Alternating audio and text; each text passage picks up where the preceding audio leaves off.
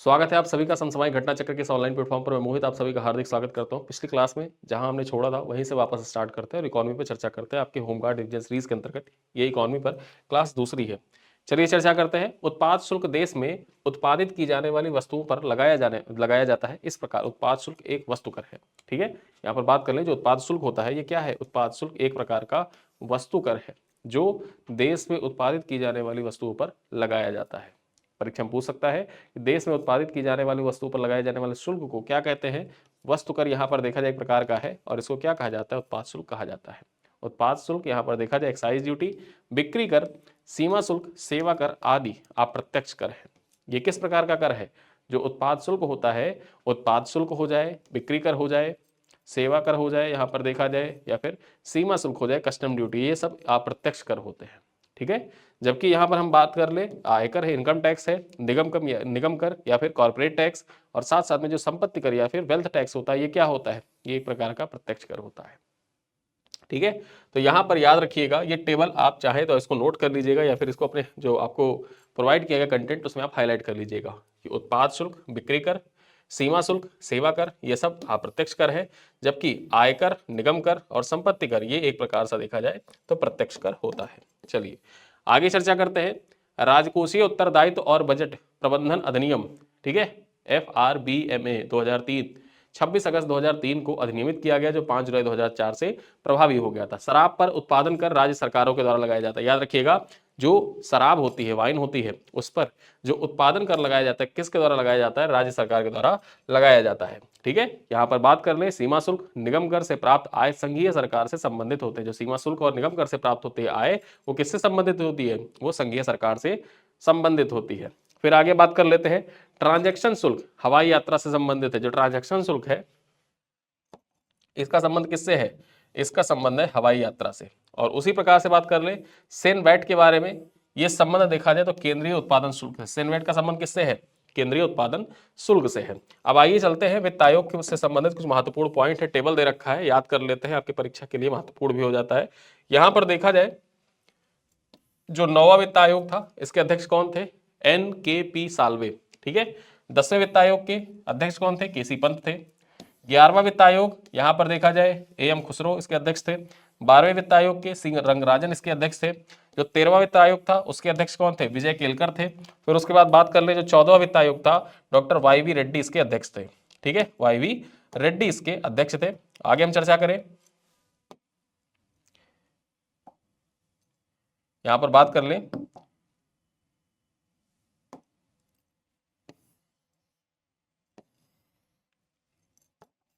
15वां वित्त आयोग।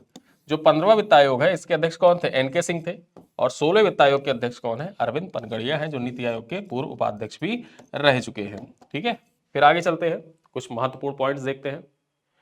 भारत में न्यूनतम वैकल्पिक कर, ठीक है, मैट का समावेश वर्ष 1996-97 में किया गया था। जो न्यूनतम वैकल्पिक कर है इसका समावेश कब किया गया था, भारत में 1996-97 में किया गया था। चलैया समिति का संबंध प्रत्यक्ष कर एवं अप्रत्यक्ष कर में सुधार से था। जो कर सुधार है, कर सुधार से कौन सा समिति संबंधित है, तो चलैया कर का संबंध कर सुधार से है। मनोरंजन कर देखा जाए तो केंद्र सरकार नहीं लगाती है। ऐसा कौन सा टैक्स है जो केंद्र सरकार के द्वारा नहीं लगाया जाता है, 4 ऑप्शन रहेगा, उसमें आपको टिक करना होगा कि मनोरंजन कर जो है ये केंद्र सरकार नहीं लगाती है। ठीक है, आगे बात करें, कंपनी कर वह कर है जो कंपनियों की आय पर लगता है। भारतीय संसद में अप्रत्यक्ष कर प्रणाली का एक बड़ा सुधार करते हुए 101वें संविधान संशोधन अधिनियम को अधिनियमित किया गया था।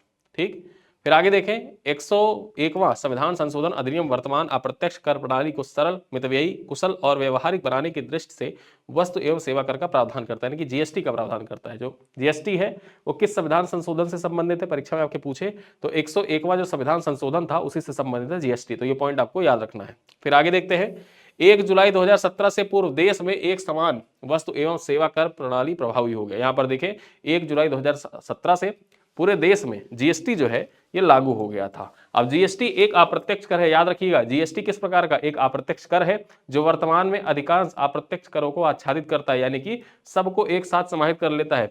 GST में कौन कौन से टैक्स शामिल है, आइए देख लेते हैं। केंद्रीय उत्पाद शुल्क सम्मिलित है, अतिरिक्त उत्पाद शुल्क इसमें सम्मिलित है। ठीक है, फिर उसके बाद हम बात करें सेवा कर इसी के अंतर्गत आता है। अतिरिक्त सीमा शुल्क जो है, ठीक, अतिरिक्त सेवा शुल्क इसी के अंतर्गत रखा जाता है। विशेष अतिरिक्त सीमा शुल्क इसी के अंतर्गत रखा जाता है। अधिभार और उपकर को भी जीएसटी के अंतर्गत समाहित कर दिया गया। राज्य कर में कौन कौन से कर इसके अंतर्गत समाहित कर दिए गए, यहां पर देखा जाए जो वैट था, बिक्री कर, इसको लागू कर दिया, इसी के अंतर्गत समाहित कर दिया गया। मनोरंजन कर जो स्थानीय निकायों द्वारा लागू कर है, उनको छोड़कर अन्य जो मनोरंजन कर लिया जाता है उसको भी जीएसटी के अंतर्गत रख दिया गया। केंद्रीय बिक्री कर को भी देखा जाए इसी के अंतर्गत रख दिया गया। चुंगी और प्रवेश कर को भी इसी के अंतर्गत रख दिया गया। क्रय कर को भी इसी के अंतर्गत रखा गया। विलासिता कर को भी इसी के अंतर्गत रखा गया। लॉटरी, सट्टा और जुआ पर जो कर लगाया जाता तो वो भी जीएसटी के अंतर्गत ला दिया गया। ठीक है, तो इतने सारे कर थे जो केंद्र और राज्यों के, उनको जीएसटी के अंतर्गत ला दिया गया। ठीक है, आगे चर्चा करें। भारत में औद्योगिक वित्त निगम, जो भारत में औद्योगिक वित्त निगम है, एक एनबीएफसी के रूप में कार्य करता है। औद्योगिक वित्त निगम किस रूप में कार्य करता है, एनबीएफसी के रूप में कार्य करता है। ठीक है, फिर देखा जाए आईएफसीआई की स्थापना, जो आईएफसीआई है इसकी स्थापना कब हुई थी, औद्योगिक वित्त निगम की स्थापना भारत में कब हुई, ये सवाल पूछा जा चुका है पीवाईक्यू में। 1 जुलाई 1948 को आईएफसीआई की स्थापना यानी कि औद्योगिक वित्त निगम की स्थापना हुई थी। ठीक है, फिर आगे देखें। भारतीय औद्योगिक ऋण और निवेश निगम, industrial credit and investment corporation of India यानी कि आईसीआईसीआई की स्थापना कब हुई थी, जो आईसीआईसीआई है इसकी स्थापना कब हुई थी, 1955 में इसकी स्थापना हुई थी। ठीक है, फिर आगे बात कर लेते हैं। भारतीय औद्योगिक विकास बैंक यानी कि आईडीबीआई की स्थापना कब हुई थी, जुलाई 1964 में हुई थी। फिर उसके बाद देखें, यहां पर देखा जाए जो शेयर बाजार से संबंधित कुछ पॉइंट्स उनको देख लेते हैं। सेंसेक्स, बीएसई यानी कि बॉम्बे स्टॉक एक्सचेंज और निफ्टी, ये किससे संबंधित है, ये सब शेयर बाजार से संबंधित है। ठीक है, फिर आगे देखें नाबार्ड के बारे में।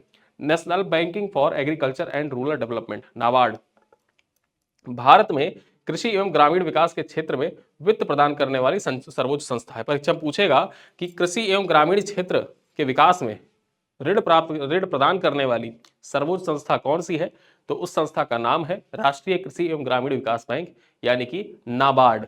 ठीक है, नाबार्ड का फुल फॉर्म इंग्लिश में आप देखें तो national bank for agriculture and rural development. ठीक, ये इसका फुल फॉर्म है। नाबार्ड की स्थापना कब हुई थी, तो नाबार्ड की स्थापना देखा जाए तो इसकी स्थापना 12 जुलाई 1982 को हुई थी और इसका मुख्यालय कहां पर है, मुंबई में इसका मुख्यालय है। फिर आगे केसीसी के बारे में चर्चा कर लेते हैं। किसान क्रेडिट कार्ड योजना की शुरुआत कब हुई थी, अगस्त 1998 में इसकी शुरुआत हुई थी। ठीक है, और यहां पर देखें तो किसान क्रेडिट कार्ड प्रबंधन की इकाई कौन सी है, नाबार्ड के द्वारा इसका प्रबंधन किया जाता है। केसीसी का प्रबंधन किसके द्वारा किया जाता है, नाबार्ड के द्वारा किया जाता है। फिर आगे चर्चा करें भारतीय लघु उद्योग विकास बैंक, जो सिडबी है, SIDBI small industrial development bank of India, यहां पर देखा जाए 2 अप्रैल 1990 को स्थापित किया गया था और देश में सर्वप्रथम 2 अक्टूबर 1975 को 5 क्षेत्रीय ग्रामीण बैंक स्थापित किए गए थे। सबसे पहले जो ग्रामीण बैंक स्थापित किए गए उनकी संख्या कितनी थी, 5 थी। और कब स्थापित किए गए थे, 2 अक्टूबर 1975, गांधी जयंती का दिन था, उसी दिन देखा जाए भारत में 5 क्षेत्रीय ग्रामीण बैंक स्थापित किए गए थे। यहाँ पर चर्चा कर ले, वर्ष 1957 में भारत में जो मुद्रा की दशमलव प्रणाली प्रचलन में आई थी, मुद्रा की जो दशमलव प्रणाली थी वो प्रचलन में आई थी। ठीक, वर्तमान जो आप मुद्रा का दशमलव प्रणाली है उसको बनाते हैं, ये प्रणाली कब प्रचलन में आई थी, ये प्रचलन में आ गई थी 1957 में। National stock exchange of India की स्थापना कब हुई थी, ये 1992 में हुई थी। ठीक, national stock exchange of India की स्थापना। निक्केई के बारे में चर्चा कर लेते हैं। टोक्यो स्टॉक एक्सचेंज का स्टॉक मूल्य सूचकांक है। निक्केई क्या है, जो निक्की है ये क्या है, ये टोक्यो स्टॉक एक्सचेंज, ठीक है, टोक्यो स्टॉक एक्सचेंज जो है उसके स्टॉक मूल्य सूचकांक को दर्शाता है। बीएससी यहां पर बात कर ले, BSc Bombay stock exchange Asia का सबसे पुराना स्टॉक एक्सचेंज है, जिसकी स्थापना कब हुई थी, 1875 में हुई थी। बॉम्बे स्टॉक एक्सचेंज की स्थापना कब हुई थी, 1875 में हुई थी और ये एशिया का सबसे पुराना स्टॉक एक्सचेंज है, ये पॉइंट याद रखिए। बॉम्बे स्टॉक एक्सचेंज के संवेदी सूचकांक संक्षिप्त रूप से सेंसेक्स कहा जाता है। क्या कहा जाता है, जैसे जो निक्की है वो निक्की क्या है, निक्की जापान स्टॉक एक्सचेंज का संवेदी सूचकांक है, उसी प्रकार से देखा जाए जो बॉम्बे स्टॉक एक्सचेंज का संवेदी सूचकांक है इसको क्या कहते हैं, इसको सेंसेक्स कहते हैं। बंबई शेयर बाजार यहां पर बात कर ले, जो बॉम्बे स्टॉक एक्सचेंज है दलाल स्ट्रीट मुंबई में अवस्थित है। ठीक है, कहां पर अवस्थित है, बॉम्बे स्टॉक एक्सचेंज, ये दलाल स्ट्रीट मुंबई में अवस्थित है, ये पॉइंट आपको याद रखना है। चलिए आगे चलते हैं, यहां पर हम बात कर ले, भारत में मुद्रास्फीति के प्राकलन की वर्तमान प्रचलित माप उपभोक्ता मूल्य सूचकांक है। भारत में जो मुद्रास्फीति है ना उसको मापने के लिए देखें वर्तमान में कौन सी इकाई प्रयुक्त की जाती है, तो उपभोक्ता मूल्य सूचकांक को यहां पर देखा जाए, उपभोक्ता मूल्य सूचकांक के आधार पर प्राकलन किया जाता है भारत में मुद्रास्फीति का। फिर आगे देखें, एडब्ल्यू फिलिप्स ने स्फीति की दर तथा बेरोजगारी की दर के बीच एक विलोम संबंध बताया था। ठीक है, ये सवाल आपके एग्जाम के लिए इंपॉर्टेंट हो जाता है कि स्फीति की दर तथा बेरोजगारी की दर के बीच एक विलोम संबंध, ये किसने बताया था? इनका नाम था A.W. फिलिप्स ने। ठीक, ये नाम याद रखिएगा, आपके परीक्षा के लिए इंपॉर्टेंट हो जाता है। IDBI, जो IDBI है ये एक निजी क्षेत्र का बैंक है, याद रखिएगा, एक प्राइवेट बैंक है। IDBI एक प्रकार का प्राइवेट बैंक है। सार्वजनिक क्षेत्र में बैंकों में स्टेट बैंक ऑफ इंडिया सबसे बड़ा व्यापारिक बैंक है, यानी कि जो स्टेट बैंक ऑफ इंडिया है, SBI है, ये सार्वजनिक क्षेत्र का सबसे बड़ा व्यापारिक बैंक है। परीक्षा में पूछे कि सार्वजनिक क्षेत्र का सबसे बड़ा जो व्यापारिक बैंक है वो कौन सा है, तो SBI है। ठीक है, फिर आगे देखते हैं, बैंकिंग से संबंधित कुछ अन्य महत्वपूर्ण पॉइंट देख लेते हैं जो आपकी परीक्षा के लिए महत्वपूर्ण हो जाता है कि स्टेट बैंक ऑफ इंडिया की पहली महिला चेयरपर्सन कौन थी। यहां पर बात कर ले तो अरुंधति भट्टाचार्य थी। वर्तमान में इसके चेयरपर्सन श्री चल्ला श्री निवासुल्लू शेट्टी है, जिन्होंने दिनेश कुमार खारा का स्थान लिया है। SBI के वर्तमान में अध्यक्ष बताएगा कि सबसे आपको याद क्या रखना है कि पहली महिला चेयरपर्सन कौन थी, पहली महिला अध्यक्ष कौन थी या पहली महिला चेयरपर्सन कौन थी, अरुंधति भट्टाचार्य थी। आगे चर्चा करें, state bank of India Bharat का पहला बैंक था जिसने चीन में अपनी प्रथम शाखा खोली थी। ये पॉइंट याद रखिएगा कि चीन में अपनी पहली शाखा खोलने वाला भारत का बैंक कौन सा, तो भारत का पहला बैंक जो स्टेट बैंक ऑफ इंडिया है वो चीन में अपनी शाखा खोलने वाला पहला बैंक है। ठीक है, फिर आगे देखते हैं, भारत का निजी क्षेत्र का बैंक एक्सिस बैंक ने शंघाई चीन में सर्वप्रथम अपनी शाखा, निजी क्षेत्र का पहला बैंक कौन सा है जिसने चीन में अपनी शाखा खोली, तो वो है एक्सिस बैंक। ठीक है, फिर आगे देखते हैं, इनसाइडर ट्रेडिंग या इनसाइडर ट्रेडिंग जो होता है यहां पर देखा जाए तो शेयर बाजार से संबंधित है और यह अवैध कार्य माना जाता है। जो इनसाइडर ट्रेडिंग होता क्या है इसमें कि जो शेयर धारक हैं, ठीक है, शेयर धारक, जैसे आप वर्तमान में देखें डोनाल्ड ट्रंप को, डोनाल्ड ट्रंप क्या कहते हैं कि धमकी देते हैं किसी देश को कि हम टैरिफ लगा देंगे, फिर उसके बाद क्या होता है कि उस देश का जो शेयर मार्केट है वो गिर जाता है। ठीक है, अब ट्रंप के जो इन्वेस्टर हैं वो वहां पर जो शेयर होते हैं शेयर को खरीद लेते हैं और फिर पता लगता है कि शेयर ने पुल बैक कर लिया, मतलब जो ट्रंप है उन्होंने पुल बैक कर लिया कि नहीं ट्रंप ऐसा, मतलब ट्रंप टैरिफ नहीं लगाएंगे, और फिर अचानक से उनका मूड परिवर्तन हो गया। अब मूड परिवर्तन हो गया तो क्या हुआ कि जो शेयर के दाम गिरे थे सस्ते हो गए, अमेरिकी हितधारक जो थे उन्होंने परचेज कर लिया शेयर, और उसके बाद में हुआ क्या कि टैरिफ नहीं लगा, तो शेयर के दाम जब ऊपर धीरे धीरे जब आगे बढ़े, ऊपर बढ़े शेयर के दाम, मार्केट स्टेबल हुआ, तो उसके बाद हुआ क्या कि जो सस्ते दाम पर शेयर थे वो खरीद लिए, फिर अमेरिकी जो कंपनियां थी उनको प्रॉफिट हुआ जिन्होंने शेयर को परचेज किया था। तो इसी को इनसाइडर ट्रेडिंग कहा जाता है और ट्रंप के ऊपर यह इल्जाम भी लगता है कि ट्रंप इनसाइडर ट्रेडिंग करते हैं किसी देश की अर्थव्यवस्था में, जो शेयर बाजार है उसको गिराने का काम करते हैं, फिर वहां पे शेयर खरीदवाते हैं, जो इनके सहयोगी है या इनके हितधारक कंपनियां हैं, शेयर परचेज कर ली जाती है और उसके बाद फिर मार्केट को स्टेबल होने दिया जाता है। स्टेबल होने के बाद जब शेयर के दाम बढ़ते हैं तो फिर ये जो कंपनियां, जिन्होंने अमेरिकी कंपनियां जो रहती है या फिर अमेरिकी लोग जो रहते हैं जिन्होंने शेयर परचेज किया, फिर वो महंगे दामों में अपना शेयर वापस से बेचना स्टार्ट करते हैं, तो इससे उनको फायदा होता है। ठीक है, तो वही है इनसाइडर ट्रेडिंग। आगे देखें, RBI के द्वारा वर्ष 1969 में लीड बैंकिंग योजना प्रारंभ की गई थी। ठीक है, तो लीड बैंकिंग योजना कब प्रारंभ की गई, एग्जाम में पूछे तो 1969 में प्रारंभ की गई थी। स्मार्ट मनी शब्द का प्रयोग क्रेडिट कार्ड यानी कि संस्थागत अनुभवी निवेशक द्वारा नियंत्रित पूंजी के लिए किया जाता है। स्मार्ट मनी क्रेडिट कार्ड के लिए प्रयोग किया जाता है, जैसे आपका क्रेडिट कार्ड है, क्रेडिट कार्ड आपको मिलता है ना, आप यूज करते हैं, तो उसी के लिए स्मार्ट मनी का प्रयोग किया जाता है। प्लास्टिक मनी नगद या मुद्रा का एक विकल्प होता है। ठीक है, जो प्लास्टिक मनी होती है ये क्या होता है, ये नगद या मुद्रा का एक विकल्प होता है। प्लास्टिक मनी के उदाहरण कौन कौन से हैं यहाँ पर देखा जाए, credit card, debit card, smart card या ATM, ये सब किसके उदाहरण है, ये सब प्लास्टिक मनी के उदाहरण है। ठीक है, फिर आगे देखें, मुद्रा निर्गमन RBI के प्रमुख कार्यों में से एक है। मुद्रा का निर्गमन यानी कि जो मुद्रा है उसको निकालने का कार्य किसके द्वारा किया जाता है, RBI के द्वारा ही किया जाता है। PLR यानी कि प्रधान उधारी दर, वह ब्याज दर होती है जिस पर बैंक अपने सर्वप्रिय यानी कि विश्वसनीय ग्राहकों को ऋण देता है, उसको PLR कहते हैं। ठीक है, 10 फरवरी 2011 को प्रारंभ स्वाभिमान कार्यक्रम का उद्देश्य ग्रामीण क्षेत्रों में शाखा रहित बैंकिंग सुविधा मुहैया कराना था। ठीक है, परीक्षा में पूछ सकता है कि RBI के द्वारा ग्रामीण क्षेत्रों में शाखा रहित बैंकिंग सुविधा मुहैया कराने के लिए कौन सा कार्यक्रम लॉन्च किया गया था, तो स्वाभिमान कार्यक्रम था, इसको 10 फरवरी 2011 को लॉन्च किया गया था। अब कुछ बैंक देखते हैं और उनकी स्थापना वर्ष देख लेते हैं। स्टेट बैंक ऑफ इंडिया की स्थापना कब हुई थी, 1955 में हुई थी। अग्रणी बैंक योजना देखा जाए तो 1969 में आया था। क्षेत्रीय ग्रामीण बैंक 1975 में स्थापित हुए और नाबार्ड की स्थापना कब हुई थी? ये 1982 में हुई थी। ठीक है, फिर आगे देखते हैं यहाँ पर मुद्रा के प्रकार में M3 मुद्रा। M3 मुद्रा क्या होती है? तो जनता के पास करेंसी या मुद्रा प्लस बैंकों के पास जमा मुद्रा प्लस आरबीआई के पास अन्य जमा प्लस बैंकों के पास समयावधि में जो जमा होता है उसको M3 मुद्रा के नाम से जानते हैं। ठीक है, फिर आगे देखें, ब्याज की वह दर जिस पर आरबीआई वाणिज्यिक बैंकों को अल्पावधि कोष उधार देता है उसको रेपो दर कहा जाता है। याद रखिएगा कि जो वाणिज्यिक बैंक होते हैं, आरबीआई वाणिज्यिक बैंकों को अल्प अवधि के लिए जो कोष उधार देता है उसको क्या कहते हैं? उसको रेपो दर कहते हैं। जबकि इस प्रक्रिया का विलोम रिवर्स रेपो दर कहलाता है। यानी कि जो वाणिज्यिक बैंक होते हैं वो आरबीआई के पास अपना मूल्य रखते हैं, आरबीआई के पास देखा जाए तो अपना जो अल्प अवधि कोष है वो रखते हैं, तो उस पर क्या करता है? आरबीआई उनको ब्याज देता है और इस प्रक्रिया को रिवर्स रेपो रेट कहा जाता है।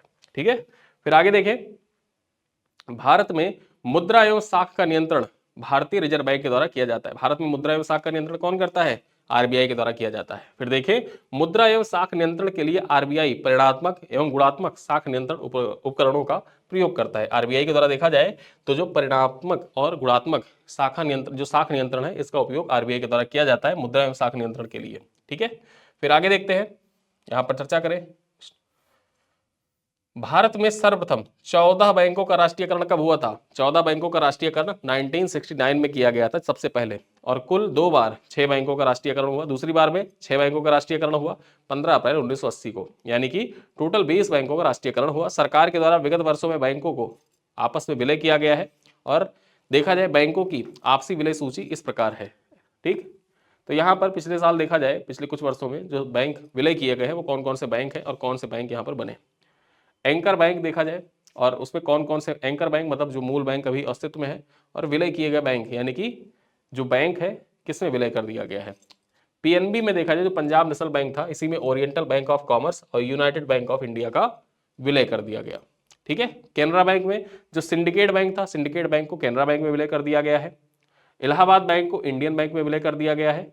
आंध्रा बैंक और कॉर्पोरेशन बैंक को देखा जाए तो यूनियन बैंक ऑफ इंडिया में विलय कर दिया गया है। देना बैंक, विजया बैंक को देखा जाए तो बैंक ऑफ बड़ौदा में विलय कर दिया गया है। और वहीं पर चर्चा करें स्टेट बैंक ऑफ इंडिया में किस किस बैंक का विलय हुआ है, तो स्टेट बैंक ऑफ बीकानेर एवं Jaipur, state bank of Hyderabad state bank, ठीक है, स्टेट बैंक ऑफ हैदराबाद और state bank of Mysore, state bank of Patiala, state bank of Travancore, भारतीय महिला बैंक, इन सब का विलय किसमें कर दिया गया? स्टेट बैंक ऑफ इंडिया में कर दिया गया है।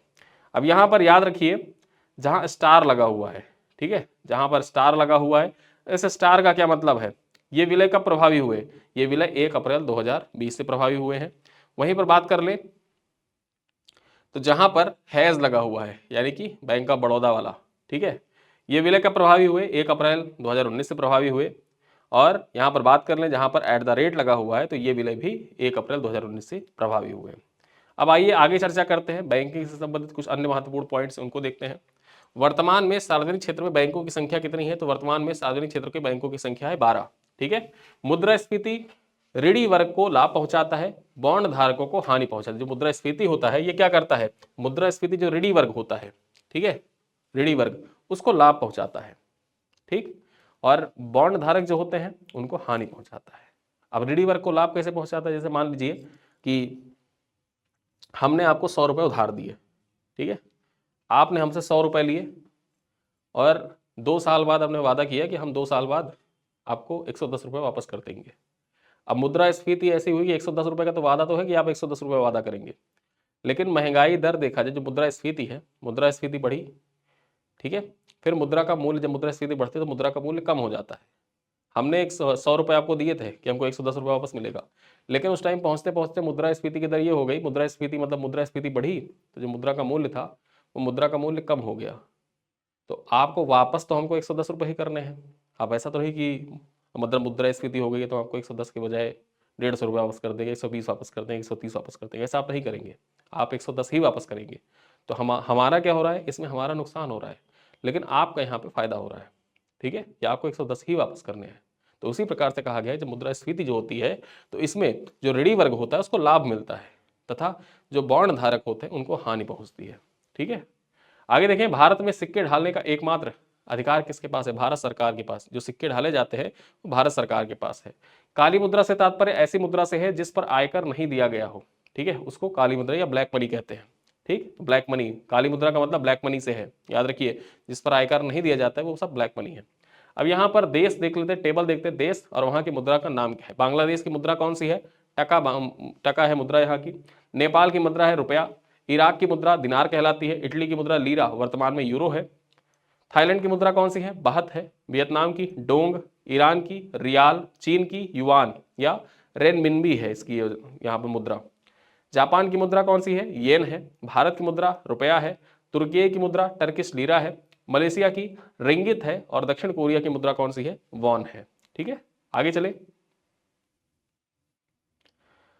आरबीआई की स्थापना कब हुई थी? यहां पर बात कर ले तो आरबीआई की स्थापना 1935 में हुई थी। पॉइंट याद रखिएगा, आरबीआई की स्थापना यंग हिल्टन कमेटी की सिफारिश पर 1935 में हुई थी। ठीक है, बात करें आगे तो जो बुल और बियर शब्द है, बुल और बियर शब्द किस लिए यूज किया जाता है? जो शेयर बाजार होते हैं, शेयर बाजार के लिए बुल और बियर शब्द का यूज किया जाता है। भारत में बात करें तो जो सेबी बाजार का कार्य है उसको नियंत्रित करने का कार्य किसके द्वारा किया जाता है? सेबी के द्वारा किया जाता है। भारत में शेयर बाजार का कार्य सेबी नियंत्रित करती है। भारतीय रुपए को मार्च 1994 में चालू खाते में परिवर्तित बनाया गया था। जो भारतीय रुपया है इसको देखा जाए चालू खाते में परिवर्तित कब बनाया गया? 1994 में बनाया गया था। ये डेट आपको याद रखना है। इकोनॉमी में ज्यादातर पॉइंट जो आपको दे रखे हैं सारे फैक्चुअल पॉइंट हैं, इनको आपको याद करके रखना है। ठीक है, मौद्रिक नीति का निर्माण भारत में मौद्रिक नीति समिति करती है। और मौद्रिक नीति समिति के अध्यक्ष कौन होते हैं? मैंने आपको बताया था कल की क्लास में, जो आरबीआई के गवर्नर होते हैं। आरबीआई के गवर्नर ही यहाँ पर देखा जाए जो मौद्रिक नीति समिति होती है उसकी अध्यक्षता करते हैं। और उसी के द्वारा देखा जाए जो मौद्रिक नीतियां बनाई जाती है कि बैंक किस दर पे बैंक उधार देंगे आम पब्लिक को, आरबीआई किस दर पे जो रिवर्स रेपो रेट, एसएलआर, ये सारी चीजें देखा जाए निर्धारित करने का कार्य इसी मौद्रिक नीति के तहत किया जाता है। ठीक है, सरकार ने बीमा व्यवसाय के नियमन के लिए भारतीय बीमा विनियामक प्राधिकरण यानी कि इरेडा का गठन किया था। जो इरेडा है इसका गठन किसके द्वारा? सरकार के द्वारा किया गया है। किस उद्देश्य से? कि जो बीमा व्यवसाय है इसके नियमन के लिए भारतीय बीमा विनियामक एवं विकास प्राधिकरण का गठन किया गया है। आगे चर्चा करते हैं। भारतीय जीवन बीमा निगम की स्थापना कब हुई थी? तो 1956 में एलआईसी की स्थापना हुई थी। ठीक है, life insurance corporation of India की स्थापना हुई थी। एस्चुअरीज शब्द बीमा से संबंधित है। एस्चुअरीज शब्द किससे संबंधित है? बीमा से संबंधित है। यहां पर बात कर लें, पहली पंचवर्षीय योजना की अवधि 1951 से 56 थी, जो हेराल्ड डोमार मॉडल पर आधारित थी। ये पॉइंट आपको याद रखना है कि पहली पंचवर्षीय योजना किस मॉडल पर आधारित थी? ठीक, तो हेराल्ड डोमार मॉडल पर आधारित थी। आगे चर्चा करें, दूसरी पंचवर्षीय योजना 1956 से 61 तक जवाहरलाल नेहरू और महालनोबिस मॉडल पर आधारित थी। ठीक है, तीसरी पंचवर्षीय योजना पर देखा जाए तो तीसरी पंचवर्षीय योजना भारी उद्योग पर बल दिया गया। ठीक है, यहां पर बात कर लेते हैं, जो दूसरी पंचवर्षीय योजना थी मुख्य रूप से भारी उद्योग पर बल दिया गया। तीसरी पंचवर्षीय योजना 1961 से 66 तक आत्मनिर्भर व स्वस्फूर्तिवान बनने पर बल दिया गया था। ठीक है, यहां पर बात कर लेते हैं जो 1966 से 1969 तक का जो टाइम पीरियड था, ये योजना अवकाश यानी कि प्लान होल्डिंग का टाइम पीरियड था। इस टाइम पर कोई भी योजना संचालित नहीं की गई। फिर उसके बाद चौथी पंचवर्षीय योजना 1969 से 1974 का बीच संचालित किया गया था। इसका मुख्य उद्देश्य स्थिरता के साथ आर्थिक विकास और आत्मनिर्भरता। ठीक है, फिर पांचवी पंचवर्षीय योजना आती है 1974 में, 1974 से 1979 के बीच में संचालित किया गया और इसका मुख्य उद्देश्य गरीबी उन्मूलन के साथ आत्मनिर्भरता था। यहां पर बात कर ले तो पांचवी पंचवर्षीय योजना में 1978-69 में विदेशी सहायता को घटाकर शून्य कर देने का लक्ष्य रखा गया था। ठीक है, तो विदेशी सहायता को शून्य करने का लक्ष्य किस पंचवर्षीय योजना में रखा गया? तो पांचवी पंचवर्षीय योजना में रखा गया था। बात कर ले आगे तो पांचवी पंचवर्षीय योजना कुछ समय से जब इसको समाप्त होना था उसके एक साल पहले इसको समाप्त कर दिया गया 1978 में ही। ठीक है, फिर आगे बात करें 12वीं पंचवर्षीय योजना में केंद्र बिंदु तीव्र धरणीय एवं अधिक समावेशी विकास था। 12वीं पंचवर्षीय योजना के मुख्य बिंदु कौन कौन से? जीडीपी दर यहां पर देखें तो 8% रही। कृषि क्षेत्र का वृद्धि दर जो था वो 4% रहा। ठीक है, और भारत में बात कर ले, भारत द्वारा पहली राष्ट्रीय मानव विकास रिपोर्ट कब जारी की गई थी? तो 2002 में राष्ट्रीय मानव विकास रिपोर्ट 2001 के नाम से जारी की गई थी। एचडीआर यहां पर बात कर ले, एचडीआर 2025 के अनुसार मानव विकास सूचकांक 2023 में 193 देशों में भारत का स्थान क्या है? तो भारत का 130वां स्थान है। 193 देशों में जो भारत की रैंकिंग है, HDI ranking, human development index में रैंकिंग कितनी है? 0.685 रैंकिंग के साथ भारत देखा जाए तो 130वां स्थान पर है। ठीक है, आगे हम बात कर लेते हैं जो ह्यूमन डेवलपमेंट रिपोर्ट 2023-24 है, इसके अनुसार प्रथम स्थान स्विट्जरलैंड, उसके बाद में क्रमशः नॉर्वे, आइसलैंड का स्थान है। अंतिम स्थान पर कौन सा देश है? तो सोमालिया अंतिम देश है। ठीक है, चलिए अगले पॉइंट पर चर्चा करें तो बंधुआ मजदूर उन्मूलन अधिनियम 1976 में पारित किया गया था। ठीक है, ये कब पारित किया गया था? ये 1976 में पारित किया गया था और इस अधिनियम को माना गया कि 25 अक्टूबर 1975 से प्रभावी है। ठीक है, आगे देखें, भारत में छिपी हुई या प्रचंड बेरोजगारी कृषि क्षेत्र में अधिक पाई जाती है। छिपी हुई बेरोजगारी का मतलब क्या है? बेरोजगारी का एक प्रकार होता है छिपी हुई बेरोजगारी, मतलब लगेगा ऐसा कि काम तो बहुत सारे लोग कर रहे हैं। जैसे खेत है, 1 बीघा खेत है, अब मान लीजिए कि उसमें धान बुवाई रुपाई का काम चल रहा है, जरूरत है सिर्फ 3 से 4 लोगों की और वहां पर काम कर रहे हैं 10 लोग। ठीक है, 10 लोग काम कर रहे हैं, तो इस प्रकार की जो बेरोजगारी है, जो बाकी 7 लोग काम कर रहे हैं, उनको किस कैटेगरी में रखा जाएगा? छिपी हुई बेरोजगारी की कैटेगरी में रखा जाएगा। फिर आगे बात कर लेते हैं, कौशल विकास पहल योजना 2007 में प्रारंभ की गई थी। जो कौशल विकास पहल योजना है कब प्रारंभ किया गया था? मई 2007 में प्रारंभ किया गया था। चलिए आगे चलते हैं, कुछ अन्य महत्वपूर्ण बिंदुओं पर चर्चा करते हैं जो आपकी परीक्षा के दृष्टिकोण से इंपॉर्टेंट है। उसी क्रम में देखें तो भारत निर्माण कार्यक्रम केंद्र सरकार के द्वारा कब प्रारंभ किया गया था? जो भारत निर्माण कार्यक्रम है इसको सन 2005 में प्रारंभ किया गया था। और यहाँ पर देखें तो भारत निर्माण योजना में ग्रामीण क्षेत्रों का विद्युतीकरण, सड़क, पेयजल, दूरसंचार, सिंचाई एवं निर्धन आवासों का निर्माण करना शामिल था। फिर आगे चलते हैं, यहाँ पर देखा जाए तमिलनाडु ने सबसे पहले 1 रुपए में 1 किग्रा चावल योजना शुरू की थी। ठीक है, 1 रुपए में 1 किलोग्राम चावल, ये योजना किसके द्वारा प्रारंभ की गई? सबसे पहले तमिलनाडु के द्वारा प्रारंभ की गई थी। फिर आगे देखते हैं संगम योजना।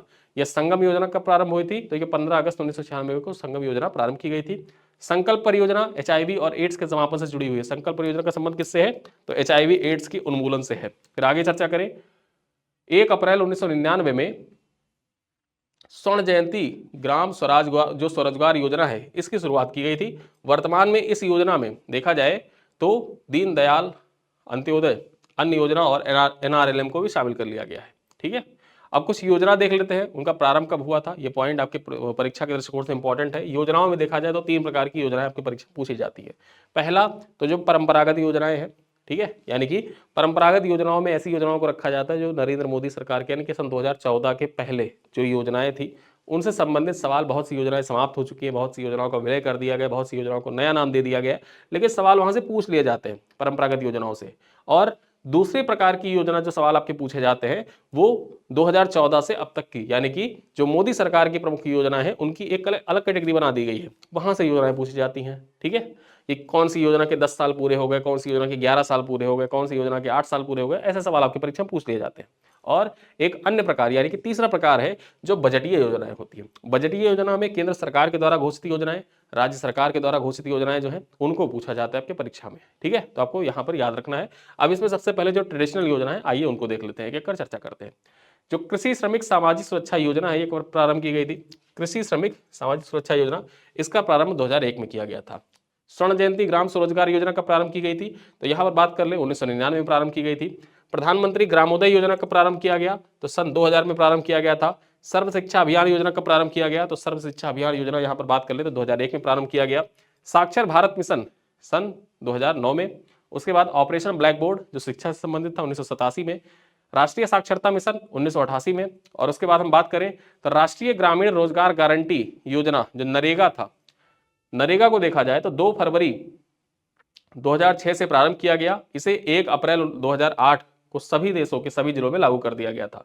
वर्तमान में देखा जाए तो यहां पर बात कर ले तो 2 अक्टूबर 2009 को राष्ट्रीय ग्रामीण रोजगार गारंटी अधिनियम का पुनर्नामकरण कर महात्मा गांधी राष्ट्रीय ग्रामीण रोजगार गारंटी अधिनियम कर दिया गया, जिसका वर्तमान में देखा जाए तो नाम परिवर्तित कर दिया गया है। और क्या नाम रखा गया इसका? विकसित भारत जी राम जी योजना। ठीक है, क्या नाम रखा गया है याद रखिएगा,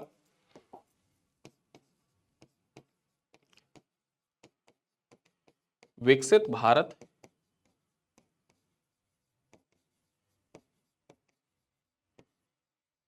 जी राम जी योजना। ठीक है, परीक्षा में पूछे कि वर्तमान में जो नरेगा थी, नरेगा का नामकरण क्या किया गया? महात्मा गांधी रोजगार गारंटी योजना किया गया और इसका नाम परिवर्तित करके, मनरेगा का नाम परिवर्तित करके क्या कर दिया गया है? विकसित भारत जी राम जी योजना। ठीक है, चलिए आगे देखते हैं कुछ अन्य महत्वपूर्ण बिंदु आपके परीक्षा के दृष्टिकोण से इंपॉर्टेंट। भारत में सामुदायिक विकास कार्यक्रम प्रायोगिक स्तर पर 2 अक्टूबर 1952 को शुरू हुआ था। जो सामुदायिक विकास कार्यक्रम था ये कब प्रारंभ हुआ था? याद रखिएगा कि प्रायोगिक रूप से देखा जाए तो 2 अक्टूबर 1952 को प्रारंभ हुआ था। भारत में सामुदायिक विकास का मुख्य निर्माता किसको कहते हैं? भारत में सामुदायिक विकास जो है इसके मुख्य निर्माता माना जाता है SK डे को। किसको? SK डे को माना जाता है। यहाँ पर बात करें राष्ट्रीय ग्रामीण विकास एवं पंचायती राज कहाँ पर अवस्थित है? ठीक। राष्ट्रीय ग्रामीण विकास एवं पंचपाती राज हैदराबाद में स्थित है। ठीक है। केंद्र सरकार के द्वारा आम आदमी बीमा योजना कब प्रारंभ की गई? तो आम आदमी बीमा योजना जो था ये 2 अक्टूबर सन 2007 को प्रारंभ की गई। बाद में इस योजना में जनश्री बीमा योजना को भी शामिल कर लिया गया, यानी कि जनश्री बीमा योजना का विलय किसमें किया गया? आम आदमी बीमा योजना में कर दिया गया, जिसका प्रारंभ 2 अक्टूबर 2007 को हुआ था। आगे चर्चा करें, राष्ट्रीय ग्रामीण स्वास्थ्य मिशन 12 अप्रैल 2005 से शुरू हुआ था। इस मिशन का लक्ष्य ग्रामीण क्षेत्रों में सार्वजनिक स्वास्थ्य सेवाओं तक जो सार्वभौमिक पहुंच है इसको उपलब्ध कराना था। ठीक है। यानी कि ग्रामीण क्षेत्रों में जो सार्वजनिक स्वास्थ्य सेवाएं हैं उनको उपलब्ध कराना तथा सार्वभौमिक पहुंच, ठीक है, उपलब्ध कराना, इसी उद्देश्य से देखा जाए तो राष्ट्रीय ग्रामीण स्वास्थ्य मिशन प्रारंभ किया गया था 12 अप्रैल 2005 को। ठीक।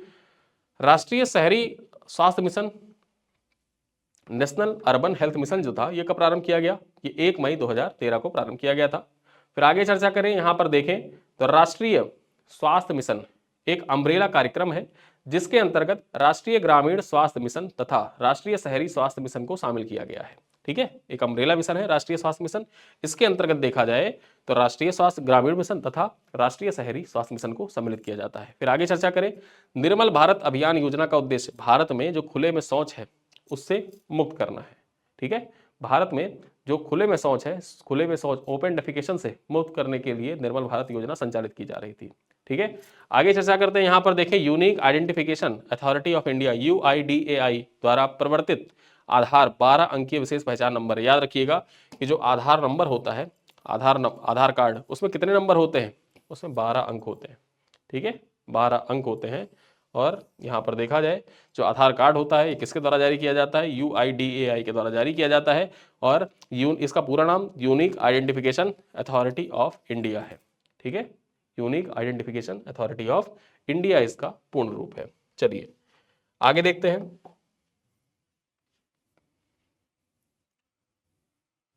बात करें यहां पर तो सितंबर 2010 में महाराष्ट्र के नंदुरबार जिले के तेलभी गांव से आधार परियोजना की सर्वप्रथम शुरुआत की गई थी। जो आधार परियोजना है इसकी शुरुआत सबसे पहले कहां पर की गई थी? तो सबसे पहले इसकी शुरुआत महाराष्ट्र के ठीक है, नंदुरबार जिले से तेलभी गांव था, वहीं से स्टार्ट किया गया था। आगे देखें, इंदिरा गांधी राष्ट्रीय स्वास्थ्य पेंशन योजना सन 2007 में आरंभ किया गया। पूर्व में यह योजना राष्ट्रीय वृद्धावस्था पेंशन योजना के नाम से जानी जाती थी। ठीक है, पूर्व में देखा जाए तो ये योजना राष्ट्रीय वृद्धावस्था पेंशन योजना के नाम से जाना जाता था।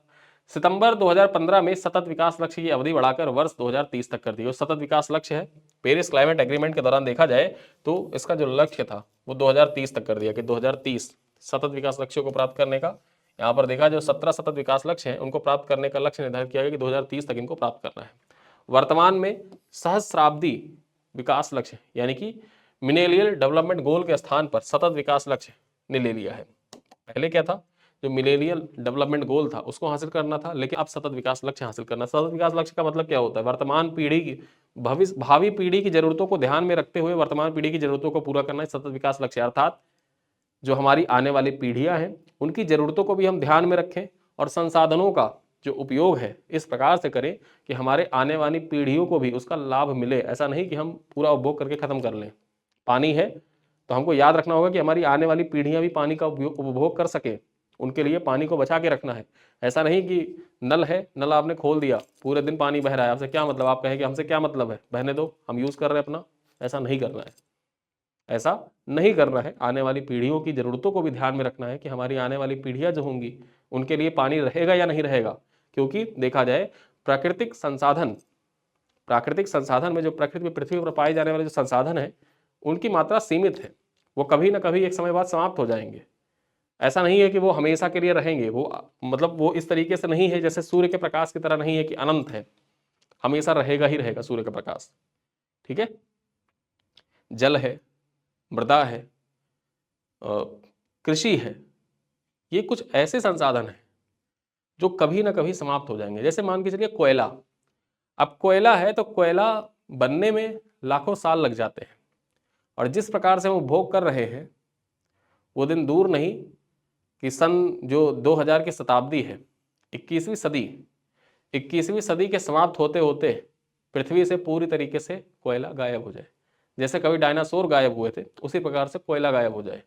फिर हमारी जो भावी पीढ़ियां हैं 2000 मतलब 3010 में या 3020 में, जैसे अभी 2026 चल रहा है, जब 3026 चले तो उस टाइम पे ऐसे ही कोई टीचर पढ़ा रहा हो, ठीक है। उस टाइम पे तो टेक्नोलॉजी बहुत कुछ चेंज हो गई होगी, हो सकता है बच्चों को पढ़ने की ज़रूरत भी ना पड़े, एआई टेक्नोलॉजी ऐसे आ जाए कि इनबिल्ट कार्ड मार्केट में मिल रहे हैं और बच्चे के अंदर इम्प्लांट कर दिया गया और जेनेटिक्स उसकी चेंज कर दी गई, उसके अंदर कोहली वाले गुण भी डाल दिए गए, उस चिप के अंतर्गत सारी चीज़ें डाल दी गई। जैसे उसमें सचिन तेंदुलकर का भी जीन्स मिक्स कर दिया गया, आइंस्टीन का भी जीन्स मिक्स कर दिया गया, और जो कुछ अच्छे वक्ता हैं, अच्छे नेता हैं, मतलब ऐसे फिर उसके बाद क्या होगा कि सारे जो मनुष्य हैं उनके अंदर सभी मनुष्यों के जो आइडियल पर्सनालिटीज़ होंगी उनके गुण विद्यमान हो जाएंगे।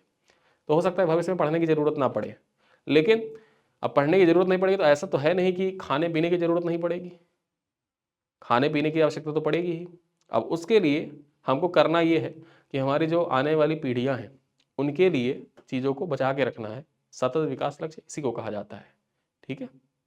जो सस्टेनेबल डेवलपमेंट है, सतत विकास है, इसी को कहते हैं कि हमारी भावी पीढ़ियों को बिना प्रभावित किए वर्तमान की आवश्यकताओं को पूरा करना, यानी कि जितनी ज़रूरत है सिर्फ उतना ही उपभोग करें और प्रयास करें कि उसको बचाया भी जा सके, उसको पुनर्निर्मित भी किया जा सके, ऐसा प्रयास करें। इसी को सतत विकास कहा जाता है, ठीक है।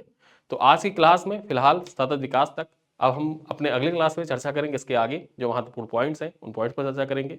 आज की क्लास को करते पर समाप्त, मिलते हैं कल तीसरी क्लास में जिसमें महत्वपूर्ण बिंदुओं पर चर्चा करेंगे। तब तक के लिए बहुत बहुत धन्यवाद। मूल्यवर्धित कर यहाँ पर चर्चा करें। जो मूल्यवर्धित कर है वैट एक बहुबिंदु लक्ष्य आधारित कर प्रणाली है। सेवा कर एक अप्रत्यक्ष कर होता है। इसे चलैया समिति की संस्तुति पर 1994-95 वित्तीय वर्ष की अवधि में लागू किया गया था। याद रखिएगा कि जो सेवा कर है, सेवा कर, इसको लागू करने के लिए कौन सी कमेटी का गठन किया गया था? तो चलैया समिति का गठन किया गया था। भारत में सर्वप्रथम मूल्यवर्धित कर लगाने वाला राज्य कौन सा था? तो हरियाणा सबसे पहले इसने मूल्यवर्धित कर लगाया था। और अंतिम राज्य कौन सा था जिसने यहाँ पर देखा जाए वैट को लागू किया था? तो उत्तर प्रदेश 2008 में वैट को लागू किया था। आयकर मुख्यतः व्यक्तिगत आय पर लगाया जाने वाला कर होता है। याद रखिएगा जो आयकर होता है यह व्यक्तिगत आय पर लगाया जाने वाला कर होता है। उत्तर प्रदेश में बिक्री कर को व्यापार कर कहा जाता है। जो उत्तर प्रदेश में बिक्री कर होता है इसको क्या कहा जाता है? इसको व्यापार कर कहा जाता है। वहीं पर कर से संबंधित एक अन्य पॉइंट देख लेते हैं, उसके बाद इस वीडियो को यहीं पर समाप्त करेंगे। ये जो सीमा शुल्क है यानी कि कस्टम ड्यूटी, केंद्र सरकार के द्वारा आयात और निर्यात पर लगाया जाने वाला कर होता है। जो सीमा शुल्क होता है बेसिकली क्या होता है? तो सीमा शुल्क यहाँ पर देखा जाए जो आयात और निर्यात है उस पर लगाया जाने वाला कर है, ठीक। आयात और निर्यात पर लगाए जाने वाले कर को क्या कहते हैं? परीक्षाओं से पूछे क्या कहा जाता है? चार ऑप्शन दे दे कि व्यापार कर, बिक्री कर, सीमा शुल्क या वैट, ठीक है। तो आयात निर्यात पर लगने वाला जो शुल्क होता है उसको कस्टम ड्यूटी कहते हैं या सीमा शुल्क कहते हैं, ठीक है। तो आज की क्लास में देखा जाए फिलहाल इतना ही, और इसके आगे जो इकोनॉमी से संबंधित अन्य महत्वपूर्ण बिंदु है उसको हम लोग अगली वीडियो में चर्चा करेंगे। महत्वपूर्ण क्लास होने वाली है, अगले 2 से 3 क्लास में ये पूरा सेशन इकोनॉमी का समाप्त हो जाएगा। उसके बाद हम आगे अन्य बिंदुओं पर चर्चा करेंगे, ठीक है। तो आज की क्लास में फिलहाल इतना ही, मिलते हैं अगली क्लास में, तब तक के लिए धन्यवाद।